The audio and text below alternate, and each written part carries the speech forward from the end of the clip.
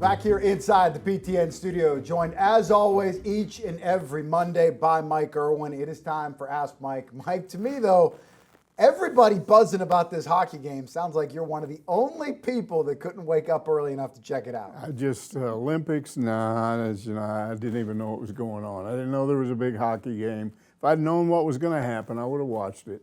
But then how would I know the U.S. was going to win?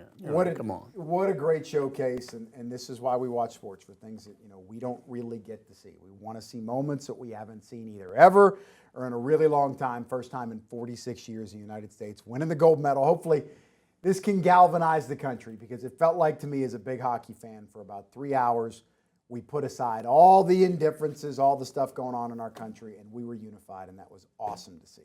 Who can't get behind being a Patriot, right? First question, time now to get into Ask Mike here, coming from Caltrain, who asks, is there a worse feeling as a fan than to watch your team play its butt off and lose because the refs decided to take over the game? How does Arkansas foul out 4 players while no foul outs for Alabama? Yeah, I'm probably going to make some people mad here because I kind of have a different angle on this. First of all, if you go back and look at the number of fouls called in that game, 26-17, that's not a huge imbalance. I've seen it much worse than that. I've seen it double. And that's when you have a right to complain. Here's my view of what happened, because I went back and looked at the game a couple of times. Arkansas had a problem going into that game because they had a short roster. Yep. Okay, now you're playing Alabama, a team that runs a lot, a team that attacks the paint. That's your weakness. You're going to have to defend the paint. You're going to get a lot of fouls. Mm-hmm. And what are you going to do? Because you can't afford to have a lot of fouls. Well, I thought they did a good job in the first half. Had a 14-point lead, maybe 9 minutes to go in the first half. Ended up 10 at halftime. But as you get further into the second half, you can see Arkansas getting tired. Those guys are having to play the whole time. And so Billy Richmond, some of these other guys, when you show some of these foul calls and you show the replay, you get some grabbing. You get some bumping, and they're going to call that. It just happens that way. So if you're talking about somebody hitting the shaft, what about Kentucky in the Auburn game? I mean, Kentucky has a 1-point lead with 14 seconds left. They're inbounding the ball. Now, you know that Auburn's got a foul immediately, right? Yep. Well, they inbound the ball. What's this guy's name? I had it written down here. Colin Chandler from Kentucky. He's standing there, and he doesn't have the ball, but he's standing there, and this Auburn guy is right next to him, and the ref's over here, and he kind of turns just a little bit like that, and maybe his elbow comes out just a little bit. They whistle him for an offensive foul. Auburn gets the ball back, and they score and win. But when you go look at the replay of that on the other side, the side that the ref wasn't on, you can clearly see that this Auburn player did what players are taught to do at times. If there's a little bit of contact, go to the floor. Mm-hmm. It got so bad there a few years ago, they were calling technical fouls on flops. We don't want you flopping. Well, they didn't call a technical on that one because it worked perfectly. But the problem is if you start to blame this ref, he's on the other side of that. Where he's standing, and they showed the angle from that side, it does look like a foul, It's a matter of where you're standing. So how do we expect referees? They don't referee with replays. It's real time, and they have to ref from where they're standing. I would say this about, I complain about refs, everybody does, but here's the thing. Part of being a fan. Yeah, but here's the thing. First of all, let's start with coaches. Do coaches make mistakes in games? All the time. Do players make mistakes in games? Why are officials not supposed to make mistakes? They're human too. All they can do is try to do the best job they can and hope that you don't get into a situation where a call decides a game, because that's really when it's bad. So Mark Pope is in the press conference, and he's saying all this stuff and trying not to get in trouble, but then when he walks away from the press conference, he basically says they screwed us out of the game. So, maybe they've got an argument. Again, I just think, here's how Arkansas could have won that game. If before the game, sometimes I've heard this happens, like league officials get together with the refs and say, look, this is two highly ranked teams, two teams that score a lot of points. Yeah. It'll get good ratings on TV. don't screw this up with a lot of whistling. Just let them play. If they had done that and they had called a loose game, Arkansas would have won. But they didn't. I don't know why they decided. It was pretty ticky-tacky. But, again, I just don't think it was the worst I've ever seen. That's all I'll say. To me, I think you nailed it, right? They're playing with a short bench. So naturally, this kind of attrition is going to happen. Little alarming, though, whenever you see the number 4 players going to foul out. I don't care if you're playing 50 minutes. That's a high number. That's a high number. But I think it was, if you really look at it, what was amazing is that Arkansas got this into 2 overtimes when that was going on. How did they do that? They were a missed dunk away from the missed dunk away from the 3rd overtime. They really played their butts off. Like I said before, it was the best game I've ever seen where they lost. You know, that may have been one of their best games of the year, and they lost it. But it was just not meant to be. That's all I'll say. Yeah, and I'm assuming we're going to talk about this quite a bit here today. Is that even in defeat?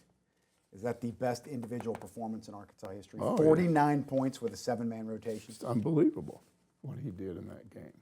So, whatever. And Darius Acuff played all 50 minutes. And Khaled said the previous 2 days he's walking around in a walking boot. And then went right back into the boot after the game. But, man, unbelievable. Darius Acuff absolutely leaving his mark. Not just a contender for SEC Player of the Year. Could be a first-team All-American here this year. Sam the Lion, next question, asks, why doesn't the SEC office upgrade their untrained basketball referees? The Hogs played one of their best games of the year against Alabama, and the Stripes took it away from them. Unacceptable. You know, if you want to know something, because I didn't know, do you know how referees are trained? I just assumed they moved up. You start in high school, and then eventually you get to smaller college, and now you're calling D1 games. That's what I would assume. But see, you can learn things on Google. So I Googled searching. Be careful. Not always factual. Okay. I Googled basketball. Are basketball refs trained other than on-the-job training? I'm going to read this. Yes. College basketball referees undergo extensive training starting from local high school levels and continuing throughout their careers with specialized camps, clinics, performance evaluations. Training focuses on rules, mechanics, positioning, game training and mental readiness. Then, SEC basketball referees undergo extensive training beyond on the job, including mandatory clinics, conference-specific website reviews, bi-monthly conference calls to review game footage and rule changes, and they also participate in summer camps, rigorous fitness tests, and continuous evaluations to maintain their high-level status. Now, I don't know, maybe that's embellished a little bit. I don't know. A little bit of jargon there, sure. But it does look like to me they don't just sit around because they all have other jobs. That's the thing that's always amazed me. How do you have a job and then just get off at 3 o'clock in the afternoon, jump on a plane, and go somewhere and now you're refereeing a game? It'd wear me out trying to do that. But the answer to all of this, and it would cost money, is to have full-time officials. And I do think they'd do a better job if all they did was full-time officiating. They could spend most of their time just sitting around Birmingham, in a big room, talking, looking at video. You screwed up this time. What do you do here? How do we handle that situation? You raise a great point there. Full-time officials, and it probably is time. There's so much money in college football and college basketball. Why not? But explain this to me as best you can. How can you justify that if you're only going to be playing 2 days a week? Wednesdays and Saturdays, whatever it may be. So if we're going to have full-time officials, maybe move to 3 games a week, something like that. Give them more inventory. Maybe, but what they would have to do is they would have to come to work at 8 o'clock every day and stay till 5 and sit there and review things and get into discussions about screwed up calls. See, how did this happen? How do we avoid that in the future? The only way this is ever going to be perfect would be, they say that AI is going to take over everything. If AI takes over refereeing and you have robot referees out there, they won't miss anything. But the problem is, if you do that, why don't you just have AI players too? I mean, it just gets ridiculous. There's got to be a human element in that. There's a human element. It's always going to be there. And we just like to gripe about it. Yeah. If we couldn't talk about officiating and bad calls, what else would we have to talk about? Sure. So, as an old school guy, do you have a problem with video review? It does interrupt the flow of the game, or no, do you think there should be a right, as a coach, as a team, we get a challenge or two? I think they're doing it too much. I wish it could be reduced. It's annoying when you're trying to watch a game, especially when they're doing these reviews on flagrant ones, flagrant twos. Oh my goodness, that can last forever. So, but that's what we're stuck with. It changes. It's the way it is, and they're not going to change it because of me. I would like to see a review clock, and part of that is because of the human element. Whatever it is, 30 seconds, 45 seconds, maybe max a minute. If the referee has 45 seconds and still, man, it's so close. Well, then the call on the court stands. Sure. That's what it should be. And sometimes with college football, with college basketball, with the NFL, it's certainly the NBA. If you're watching that product, these reviews, I wouldn't have any problem with that. Drain the game. So put these guys on a clock. We put everybody else on the clock. It made it better. Major League Baseball, really popular right now. They're speeding up the game. College baseball, these games back in the day were 4 hours. The pitch clock. Now a lot of these games are played right around 3 hours. So I think timing can improve some things. Yeah, I would agree to cut that. They just do too much of it. It takes up too much time. It turns a game probably 20 minutes longer than it has to be. Yeah. And sports are a reflection of life. In life, things don't always go your way. Just like you get a boss you don't like, you get an official you don't like. You get an official with an agenda. It's just part of the game. It's not fair. Life's not fair. Next question here coming from Razor Alex 88, who says, Bama fans leave me scratching my head when they win by the skin of their teeth in double overtime. They still do their rammer jammer nonsense. You beat a team by 2. You had to go to the bench to put enough bodies on the court. Would love for Bama to exit the tournament in the first weekend. Yeah, Bama fans are kind of annoying. I don't know if they're as annoying as Kentucky fans, but more annoying to me than Bama basketball fans is their head coach. Nate Oates drives me crazy. I've never seen a guy that from the beginning of the game to the end of the game, he's always standing behind a ref yapping. Have you ever noticed that? Every call. There's always an ISO of him in the game, like pulling his hair, screaming something, every game. And half the time they show the replay of the call and it's an obvious foul and he's going nuts, pleading, no, no, no. And he's right behind him, just yelling stuff at him. To me, the SEC office should send him an official warning. Stop this. Because if you watch an Alabama game, just trust me on this, do it. Watch an Alabama game and then watch the other coach, I don't care who it is, and compare the actions of the two coaches. Cal's animated, but not like that. Oh, nobody is. Nobody does it like he does. He's just, and what I notice is you see this ref moving up and down the side of the court, and his head is right behind the guy all the time. He's just barking. It would drive me nuts. SEC office ought to warn him and then tell the refs, look, if he gets excessive, hit him with a tee. If he gets 2, kick him out of the game. Do you believe in this, though? There is such a thing as, working an official. Sure. No different than in baseball with a pitcher, catcher, whatever. If you nag on a guy enough, you'll work him over, you'll get the call. Yes, and he's doing that, and they're letting him do it. And they shouldn't, because it's excessive. Talk about Cal, he's typical. He'll complain about a few things, but he didn't go over the top. Now Musselman, he would go nuts. But it wasn't constant. Yeah. This never stops. It's kind of like swearing, right? Like if you say every other word out of your mouth is a swear word, it just doesn't have that same kind of feeling. But if you save it for the right occasion, you can really get your kids in line, kind of send them. Maybe they tune him out. I don't know. Maybe they just tune him out because his head's always back there behind their ear, pleading, grabbing at himself. It's just, sometimes it's funny to watch, and then sometimes it's annoying. One guy we're not tuning out, Mike Irwin. More to come on Ask Mike right after a quick timeout. Back here on Ask Mike, Mike Irwin complaining a whole lot about Nate Oates, complaining about some officials, but we're going to get things back on the rails here, talking more Razorbacks, maybe a little bit more subdued nature here. Next question coming from Hog Redneck, who says, as tough as the loss to Alabama was to take, I was totally impressed with the way our guys bounced back against Missouri. Instead of a letdown, they came out and they played their butts off. Even Cal said after the game, said, I was ready to defend them. I was kind of expecting a letdown, and they didn't show it. Yeah.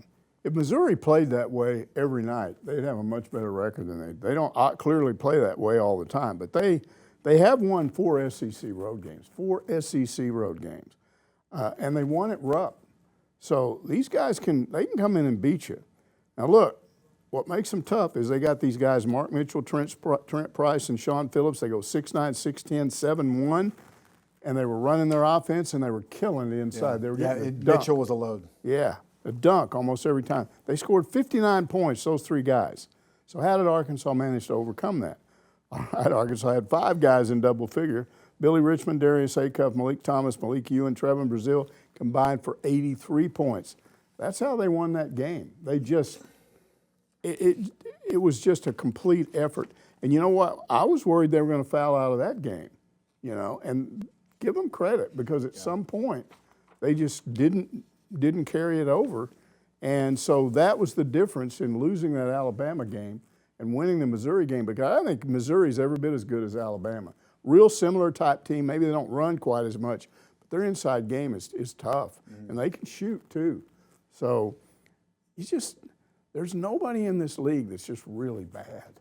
You know, every time you play. I think it's the best league in the country, top to bottom. It is. There are better teams at the top, but nobody. I guarantee you, the bottom 2 or 3 teams in the SEC could beat teams, mid-level teams at other conferences. I had mentioned there off the top, following the question about Cal and being so impressed with the way his guys responded, that he was anticipating it being a tough day and they didn't deliver it. I see something else here. Darius Acuff putting the boot right back on after the game. First time ever this week, SEC Player of the Week. So 8 times now, SEC Freshman of the Week. I don't think that record's ever going to be touched. For the first time this year, SEC Player of the Week. Do you start to think about maybe I should give him a game off? Well, he offered to do that. And apparently Acuff told him he no said, way. Coach, we just lost. I'm not sitting out. And if you let him sit out, you're probably going to lose. So that's the choice he has. We'll give up a lot. We'll lose a game to let you rest. Now, I was on the radio this morning with Matt Jones, the former Razorback quarterback who plays basketball himself and Played at Arkansas, right? Yeah, and he likes basketball. Matt's very observant, and he said, "Look, man, they're exaggerating that a little bit." He said, "I've looked at Acuff. I've looked at him," and he said, that leg and that foot is not all swollen Then out. why is he in a boot? He says maybe there's a little bit of an issue. They don't there. seem like theatric type people. Yeah, I know, but that's what he seemed to be saying, that it wasn't. He doesn't think that he doesn't do anything between games but wear the boot. He still, because that's the part I have a hard time believing, that you're sitting out the entire time between games and you can play like that. Or if you're in a boot, you mean to tell me you're not practicing? Like, you know, Yeah. what is it? He's got to be doing something. He'd get out of shape if he was doing that. So, I don't know. Are you worried about Arkansas's injury situation here? Yes. Malik Thomas still wearing that bandage on the left hand. Yes. I'm not a doctor, but I swear it looks like we're getting less tape instead of more. Again, I'm not, going side by sides here, pictures. Just noticed it over the weekend, seemed a little bit less. You got him in a boot a couple weeks ago, Darius Acuff in a boot. Those 2 guys are the offense. Yeah, and you got Ewan with that cracked head that looks like Taking a blow, I yeah. guess they've now put a Band-Aid over there instead of wearing the stupid glasses or whatever. But yeah, they're all beat up. All those guys are. And when you only, there's just a lesson. You need 10 guys, not 7. Refreshing to see, though. Nowadays with all the NIL stuff, and these kids are millionaires. Even Darius Acuff, I promise you, he's making over $1 million. But he came to Arkansas to play, not to get ready for the NBA or worry about his draft stock or whatever. So I love to hear that he wants to be out on the court. Those are the kind of players you want in your program. Next question coming from Jimmy Hogg, who wants to know, what's up with you? And he laid a goose egg against Alabama, blew the game with missed dunks and tip-ins, then played his butt off against Missouri. Was he embarrassed, so he played harder? Well, he might have been embarrassed by what Cal said to him, according to Cal. We get all this stuff according to Cal. We don't see it ourselves. But Cal said he went up to him at that first practice after the Alabama game, first practice last week. And he said, you know how you're practicing? You're practicing the way you play. And he said, that's why you're not starting. That's why you're not going to play more. Because until you show more effort in practice, you're going to stay right where you are, on the bench, and I'll put you in a little bit. You got a choice. And he said, Ewan responded. He practiced hard, and he said it paid off. He went out, made a difference in this game, had a good overall game. I mean, scored points, got rebounds, did a lot of good stuff. To the point where, and this is the interesting part, Cal said Pringle came up to him at halftime of that Missouri game. Ahead of the game, right? Yeah. I think he said halftime. Okay. I thought it was before the Missouri. Hey, you can put him in the starting I think lineup. he told him at halftime, he said, hey, you need to start him. I need to go back to the bench, and I won't have a problem with it. And Cal said maybe that's a better role for both. I still think he was playing Pringle more to try and jumpstart him. I don't know whether that's going to work or not. I'm still telling you they need him.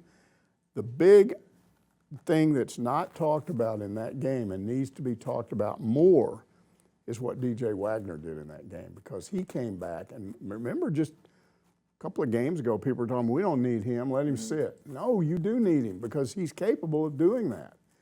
So if you get Billy Richmond scoring 18, 19, 20 points a game, and you can get Wagner scoring 9 or 10, maybe hitting a couple of threes, running the team and giving Acuff time off, that will make a huge difference. So Cal's goal from the very beginning was to make sure that every one of these guys was playing their best basketball in March. Now let's see if it happens. How do you think Cal's handling the dynamic with Pringle? He's one of, as far as I understand, I'm probably off base here, but whatever, I'll throw it out there. I think he's one of the highest paid players on the team because of his status as a transfer. 12 points, 4 minutes on Saturday. Doesn't seem to be affecting the team or, kind of the culture, anything like that in any way. So it seems like he's kind of got a good handle on the roster and the buy-in. Well, I hope so. I hope so. But again, he's capable of more than what we've seen. He's had a bunch of games where he just disappeared. And I don't know what's going on there. I didn't know what was going on with Ewan. Maybe it was that he wasn't practicing hard. I don't know. I didn't understand why Ewan was suddenly not starting, and now the whole thing is explained. Now you go, yeah, I can see that. I am with you, though. They need that post presence. It's, Ewan in Brazil is not enough. They need all three of those guys, and all three of them can do something a little bit different. Their backcourt is so good. It's a shame if they don't go further just because they don't have the inside game. Yeah, and we did see that at times on Saturday. They struggled against some, larger, more skilled bigs of Missouri. Next question from Hog Dogger, who says, Acuff walks and stands in a basketball stance even when he's not in a game. Slightly bent upper body, chest out. Do you think he will be a top 5 pick in the draft? I'm hoping for 2 or at least 3.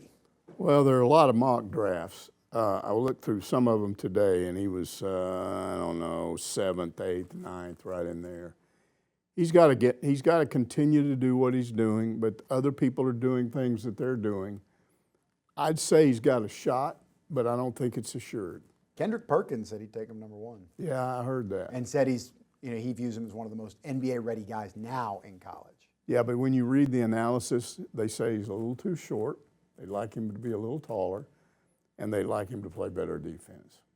So, don't you think, though, like they're so dependent on him? It's just a natural observation. Arkansas is so dependent on what he can do offensively. And there are some games where it's the Darius Acuff show, we're just standing around and watching. He's got the body. He's got the athleticism to defend. He just has to be careful with his energy meter for saving something on the offensive end. Exactly. But look, this guy is the most consistent player I've seen. I mean, I used to think Moncrief would come out every night and deliver, and he did. This guy is even better than that. He just doesn't have bad games. He doesn't. And he's doing it at just 19 years old. You crowning him as the best player in Arkansas history, most talented player in Arkansas history? Well, yeah. I mean, look at the stuff he did in that loss to Alabama. Unbelievable. I mean, what are we saying here? Number 1 scoring by a freshman ever at Arkansas.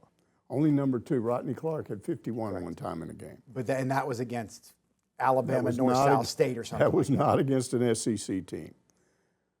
The top scoring job in NCAA history by a freshman, that's NCAA history by a freshman against a ranked team. That's impressive. Broke Scotty Thurman's freshman scoring record, and he's got 5, 6, 7 games left. I mean, that record will be out of sight by the time he finishes. Only player ever, regardless of class, 45-plus points, 5 rebounds, 5 assists, 1 turnover fewer. Had never happened in the modern college game. Yeah. If you put all those things together, that he doesn't make mistakes, he doesn't turn the ball over, he scores points every night, and he just keeps his team going. They are so dependent upon him. I don't want to think about what happens when he's not there. If he's got to be there till the end of the year at least, and then they'll figure out what to do next. And some people saying Jordan Smith next year might even be better than he is. Yeah, But could be. Wait and see. We're 1 game at a time, 1 year at a time here. Next question coming from Just Win, who asked, with his knee surgery, is Karter Knox officially out for the season? What do you think, Mike? he had a meniscus tear. The meniscus is this soft tissue underneath your kneecap where your kneecap joins your lower leg. If you get a tear in there, it can be any kind of a tear. It can be a little bitty tear, it can be a serious tear, and how serious the tear is determines how long the rehab is when they do surgery there. They did not, when they sent out the release on this, they didn't say it was a minor tear, serious tear. They didn't say any of that. They just said he had the surgery, and they did not determine how long he would be out. I'm going to take a guess and say he's not coming back. The only way he would come back is if he had a very minor tear. But in my opinion, if he had a minor tear, I don't think he would have been sitting out the way he was. Yeah. Well, 6 in one, half a dozen in the other. If he's out, he's out. There's no harm in saying, hey, he had season-ending surgery. They chose not to do that. Chose not to and do it. nothing ever happened. Don't think this isn't calculated. Those words, however you want to define it, they do mean something. Yeah. So I've seen a football player come back from a meniscus tear and a repair on it was minor in 3 weeks. Yeah, like a scope or something. Yeah, they scoped him and got some stuff out of there. But if you actually have to repair the tear, I think it's a month minimum, and that's a very minor thing. Again, it's usually at least 6 weeks. Yeah, and we're not doctors, very far from it. But basketball, a little bit more of an explosive type sport. So maybe a little bit different in terms of football, though, football obviously has the contact element there. More to come here on Ask Mike after a quick timeout. Back here with Mike Irwin and jumping right back into more of your questions here on Ask Mike. Next one coming from Pig's Feet, who wants to know, is the rise of Billy Goat due to the Knox injury, or has he always had this level of play and just not shown it? He sure seems to be coming around at the right time.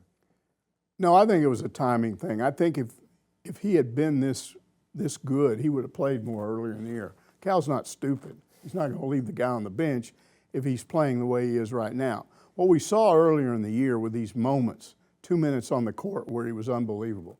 And then he'd do something really crazy, he'd be out of control, and then he'd be back on the bench. The timing, I think, was perfect. I think by the time those injuries occurred and he had to play more, he was ready to play more. He had calmed down a little bit. He had confidence in himself. He played more with control. And I think he also knew this was his chance. And that's what I give him credit for. Okay, I got a chance to do something here. I'm not going to blow it. And what he did was he turned himself into a 20 points per game scorer instead of 9. And that is huge if he can keep it up. Yeah, and it was at a time where they really needed it, as there has been some attrition, and naturally through the course of the season on the roster, that's going to happen whenever you're dealing with injuries. Yeah, absolutely. Next question, Anthony Kirk chiming in here. How bad is Billy Goat hurt? He could barely walk at the end of the game Saturday night, and he looked like his leg was really hurting. We're cooked if we lose him.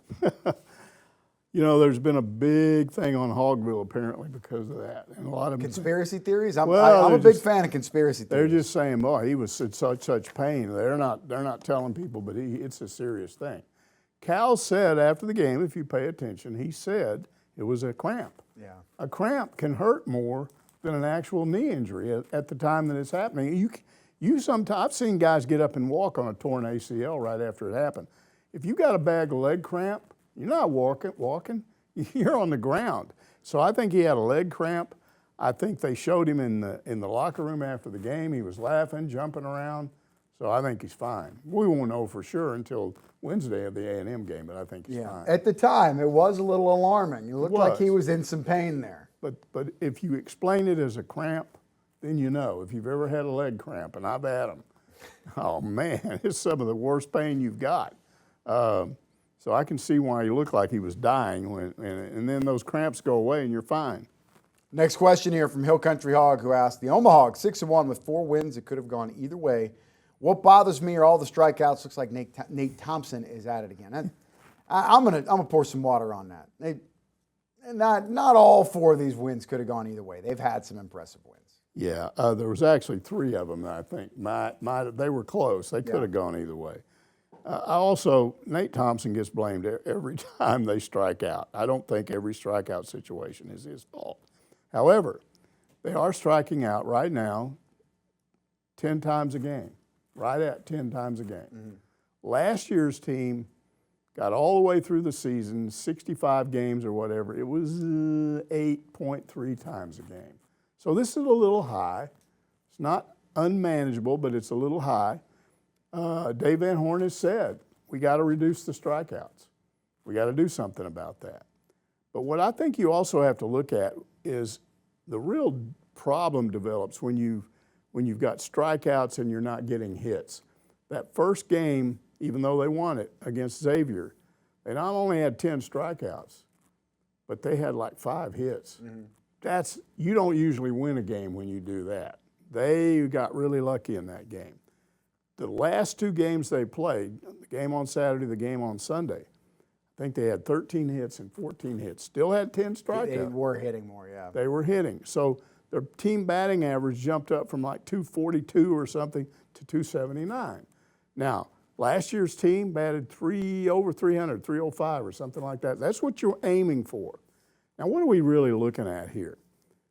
They have 5 guys back from last year, so that means there's 4 holes in the lineup, 4 guys that are new. Mm-hmm. And what's going on right now with Dave Van Horn is he's trying to figure out who goes there. And that's why he's continuing to make changes. You know, you had one of your hottest hitters that left out of the game yesterday. They put it, Ruiz, yeah. Yeah, and then they put in, what was his name? I can't remember. They put the kid in that had only played in 1 game, and I think he had a home run. And his name, Ailey would know, the Missouri State transfer. Yeah, the Missouri State transfer. What's his name? Zach Stewart. And he has a great game. So is he left field now? I don't know. But that's what Dave Van Horn is doing right now. He's trying to figure out who belongs in those other 4 spots. And we just had a debate about, why don't you stick some guy over here in right field, and then what do we do with Acuff? Well, Acuff is the DH. Well, then what do you do with Souza? We'll put him at short, but then your best shortstop is your freshman shortstop. So he's got a lot of these things he has to iron out. But I think right now, that is what you're looking at. Once that lineup stabilizes, then you start looking at strikeouts. And is it too high? And then maybe there's some things they can talk about.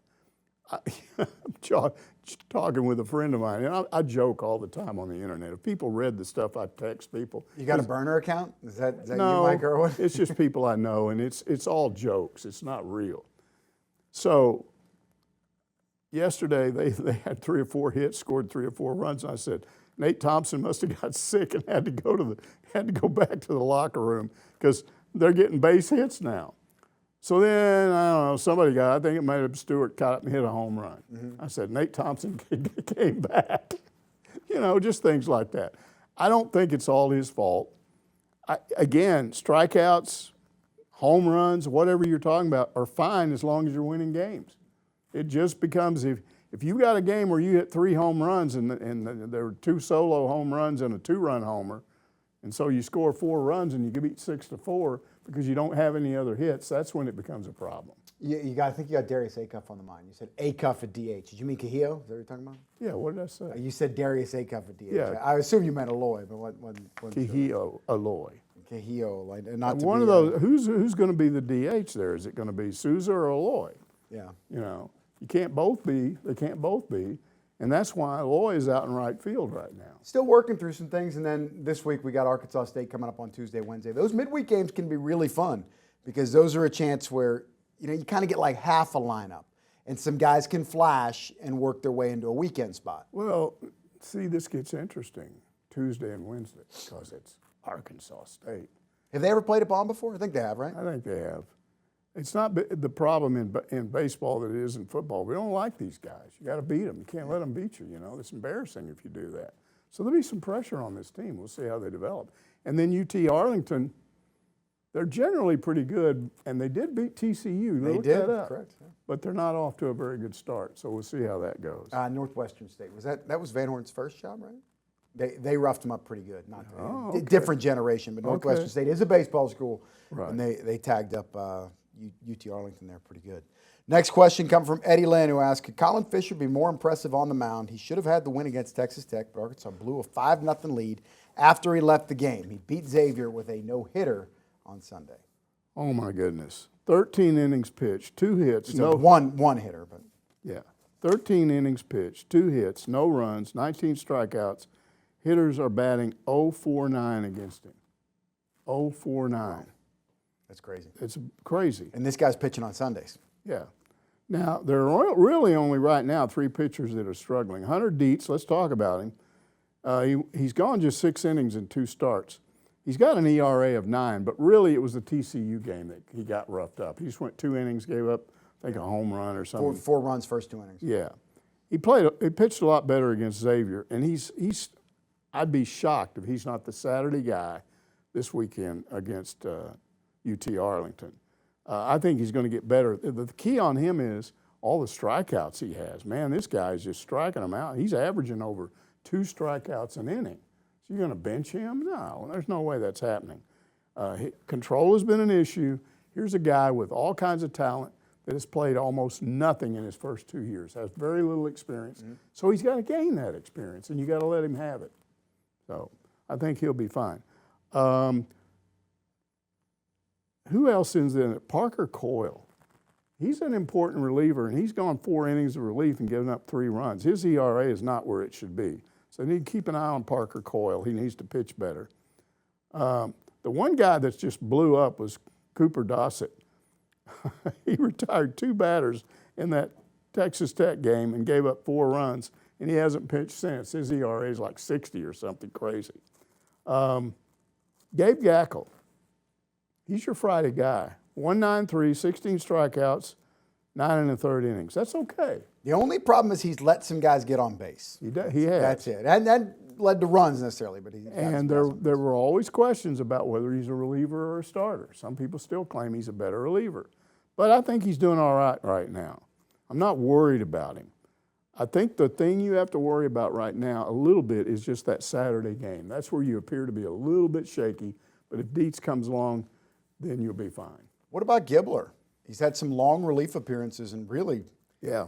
There's an argument that could be made that he may be their best pitcher right now, at least performance-wise. Yeah, so I like him as a reliever, and you can put him in wherever. Inning eater? Yeah, and he can go 5 innings, 6 innings, because he's been a starter. So I just think Dave Van Horn has options. I think pitching is one of the best things about this team. Yep. If you look at the team right now, Arkansas's team ERA is good. Their team batting average needs to go up. They need to strike out less. But their fielding percentage is .980 right now. And for as many freshmen as they've been playing, that's good. So pitching is good, defense is good. They just need to get the team batting average up a little bit, fewer strikeouts, and they'll be fine. Next question here coming from Wizard of Hogs, who says, used to be the broadcasting team was able to comment on whether a pitch was in the zone per Trackman. Troy mentioned in a recent game that they no longer had access to Trackman. Is this a U of A decision or an SEC decision? No, that hasn't changed, and they do have access to Trackman. Here's what happened, as Troy Eklund was talking about. There were so many games, so many events going on campus this weekend. I mean, softball and baseball home opener same day. We had basketball, softball, we had gymnastics, they had all this stuff going on. They didn't have enough tablets. They have little tablets in the broadcast booth, and that's how they get the Trackman. Well, there are no tablets in there. So that's what he was saying, is we don't have access to Trackman because we don't have any tablets in here. That was a one-time thing. They do have access to it. And no harm, no foul. Right? Technology not always better for baseball, but hey, at times we really could use the data. Not out of time just yet on Ask Mike. We're back after our final timeout. Back here on Ask Mike and wrapping things up with a couple questions here to end the week. J.B. Carroll asking, did you ever cross paths with Wes Rucker, the sports journalist covering Tennessee, who died in a tragic stop traffic accident Thursday evening, leaving a young wife, son, and unborn baby? I did not ever meet him or talk to him, but I was aware of him. He's been covering sports there for 25 years. Yeah. When you do that, you're going to be well known. And he was apparently just a super nice guy. Everybody liked him, but he also had a really good reputation as a journalist. In other words, he was straight up. You know, what he's telling you is what it is. I mean, he did his job. He worked hard.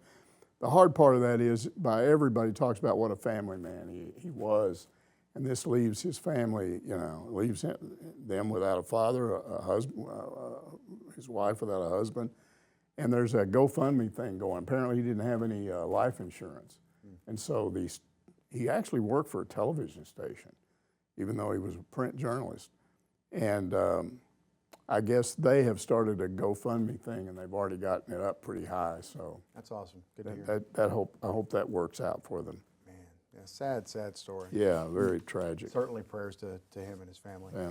Next question here from WV Hog fan who asks, what are your thoughts about the Tour of Duty team competition Coach Silverfield has implemented to build leadership and camaraderie along with the players and the coaches? This, Mike, is really what we've seen basically all their social media video, which would make sense because they can only do conditioning. Been a lot of this content out online. Yeah, and we've seen it, but what I like about it is, first of all, it's got 2 captains for each team and then a coach that coaches them. The coach thing allows the coach to kind of get familiar with these guys. The good part is these captains pick their own guys, and what they've basically ended up with is like you might have a tight end with a cornerback on the same team, or you might end up with a quarterback and a linebacker on the same team. Guys that normally don't have anything to do with each other in practice except that you're on the other side of the line of scrimmage. And I really think there was too much of an offense-defense separation last year. And maybe the whole time under Pittman, there needed to be more, a culture in that locker room. So by that, maybe you mean like lowercase f here, finger pointing, like that? I don't know about that, but just you're not familiar enough. We're worried about our own problems. You got your problems. You handle your problems. We'll handle our problems. And you can't have that with a team. It has to be everybody. So I think this helps do that. Now, I like the point system they've got because here's what they do with their point system. You not only get points for running certain drills and being better at it than another team, but you get points taken away if you do things. Like, for instance, if you're pushing a sled and you push it right up to the line and stop, you get points taken away. Got to go through the line. Got to go through the line. And there's a lot of other things like that that are involved here, but I like the points taken away part of it. And then you got academics. And this, I like Going this to class, because this tells me that Silverfield is about academics. You don't go to class, you get reported, you get points taken away, and your teammates get mad at you. What are you doing skipping class? Come on. So I like that part of it. And then finally, another way to earn points is with public service. Go out and do public service. Go out and help with whatever you can find to go out and stand in line and serve food somewhere, or help with a bunch of kids, in a youth basketball league, help referee or whatever you do. All of that you can earn points, and all of it to me, when you combine it, is a very, very good thing. Okay, but you still got to play. And perform. And when the spring starts, that's when we're going to find out whether or not this is all working. I guess there could be a million things, right? And you've been through this so many times because there's been so many coaching changes. Is there something you're looking for whenever a new team comes together? Like, hey, all right, they're on the same page. They're moving in the right direction. Well, the leadership has to be there. Now, the problem is we don't see it. You'd have to be there. Yeah, you see 5 minutes. Yeah. Now, you may see it if we get to go to these spring workouts, you may see it there. And if we see it, we'll be reporting that. Mm-hmm. And then you'll see it for sure when the season starts, if it's there. Because I'm telling you right now, teams have to have leaders. There's got to be somebody that takes over. And I think, based on what Silverfield says, the leaders are mostly going to be the guys that came back, the guys that stayed. Because they're the ones that said, okay, you're a new coach, we're not taking off, we're going to stay here, we believe in you, and he likes that. And I think a lot of that has to do with them leaning into the Arkansas identity with the players like, Quincy Rhodes, and trying to get even the transfers. A lot of them have Arkansas ties. So I think that's really important to them in creating some accountability. Yeah, he's actually out there looking. He said he was constantly scanning the transfer portal, looking and having his coaches look for guys from Arkansas that had not come here the first time. Hey, let's see if we can get them back here. That's what you need to do. He's probably gone at it more than any other coach. Barry Lundy Jr. was the guy that almost got this job as opposed to Sam Pittman, and that was his whole approach that he took to Hunter Yurchek when he sat down and did an interview, because Barry's from Arkansas. Get back to our roots. He played here. And he said, we've got to have more kids. He said, you may take kids out of high school that you don't think will ever play, but I promise you they will play, because they'll get here and they'll be better than you thought they would be. And there's all kinds of examples of that. Guys that started off as walk-ons and ended up as starters. Never underrated. It means something to certain people, and you have to find those players if you're going to take that next step. Final question of the week coming from Mousetown, who asks, is women's softball the best team on campus right now? They are crushing the competition. Kudos to Courtney Deifel. You know, it's really hard to honestly totally evaluate softball until they start playing SEC games because the league is tough. But, I mean, it's hard to argue with. I looked this up, and it's still, I'm like, oh, my goodness. 13-1 record, 9 run rule wins, 11 straight wins, 2-0 in road games, 6-1 in neutral site games, .403 team batting average, 19 home runs in 14 games, team ERA of 1.79. Batters are hitting just .185 against Arkansas pitchers, 103 strikeouts in 82 innings, and a fielding percentage of .991. They've made just 3 errors in 14 games. And a no-hitter. And a no-hitter. I mean, wow. Yeah. I mean, you can't. They've beaten people before, but they seem to be at another level right now. They're really dominating. And you got to factor in the competition. I get that. Yeah, maybe they haven't played a great team yet, but they played some good ones. And they've only had a couple of games that were even close, and they had that one loss that still trying to figure out what happened there. But I mean, this is as good a start as I've ever seen. Yeah, absolutely. Looking at just, the transit property here, looking at the scores, they are off the charts. I think 2 more weekends till SEC play, I believe. I think this weekend and 1 more. So here's the thing. Close. Now, the SEC's loaded. I think the top 7 teams in the country, I want to say 6 of them are from the SEC. That's right. Here's the problem with going out and watching softball live, because I would encourage people to do it. It's fun. I've done it myself. It's fun to watch. Quick game.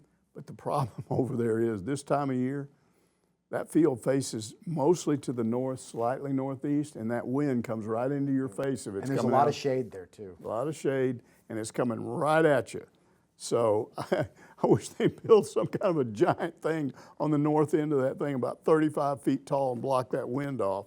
There's no way to do that, but it is weird. Most baseball fields are kind of face the other direction. Mm-hmm. Baum Stadium looks sort of slightly northwest to slightly southeast. This thing kind of just turns the other direction. I was out there on Friday. Nice little crowd. A lot of support for that team. Did you freeze? Were you cold? I was prepared for it. I had a jacket on. I was shooting the game. Getting out there, getting back to the old roots. Starting from the bottom. Now we're here, kind of thing. So it was a little chilly, and unfortunately didn't get a whole lot of runs either. They scored 5 runs whenever I was there, and 3 of them were on sacrifices and fielder's choice. Then they had 1-2 RBI singles. So. Yeah, so you're wanting the big home runs. Yeah, absolutely. They got Ella McDowell. She's killing it right now, and Robin Herron threw the no-hitter at night. But I was there they were saving her for the Northwestern game. I was there for the SEMO game. With an old TV sports maximum, if you take a game to a camera, that's when they'll stop playing. Yeah. Then the minute you leave with that second that red light's on, right? Yeah, and then the second you leave, they start hitting home runs. Or throwing no-hitters. This weekend, all their games on television except for Sunday. Baseball, I believe, all 5 games this week. The 2 against Arkansas State, 3 against UTA. All going to be also on ESPN. And what a weekend. I mean, they're winning everything except women's basketball. And, I don't know how that's... We're kind of wrapping things up for those still with us. How do you feel for Kelsey Musick? I mean, you go 0-16 in conference play. First year or not, people start to take a step back and be like, hey, what are we doing here? I'll just go with what people have told me. They say she's a really good AAU recruiter. She goes out in the summer and works that circuit. Knows really charismatic, yeah. Yeah, knows those coaches, and they said she will find players that other coaches have overlooked. So that's where it has to start because she doesn't have the money right now. Now, maybe she can get money. I don't know. It's really not fair. That's all I will say. It's not fair for the rest of these sports to have the kind of support they do. And this has happened with women's basketball. I don't understand it because at one time it was the top drawing women's sport. Yeah, when Gary Blair was here, they were drawing 6,000-8,000 a game and had some games over 10,000. Now I think it's 4th, right? Gymnastics, softball, soccer, women's basketball. It's probably the order. Yeah, I don't know. It's just sad that that's happened that way. A lot to celebrate, though, at University of Arkansas and Coach Musick. We are cheering for you. Appreciate everything you do. Hopefully they can close it out without going 0 for in conference play. Out of time here this week on Ask Mike. We're back here each and every Monday.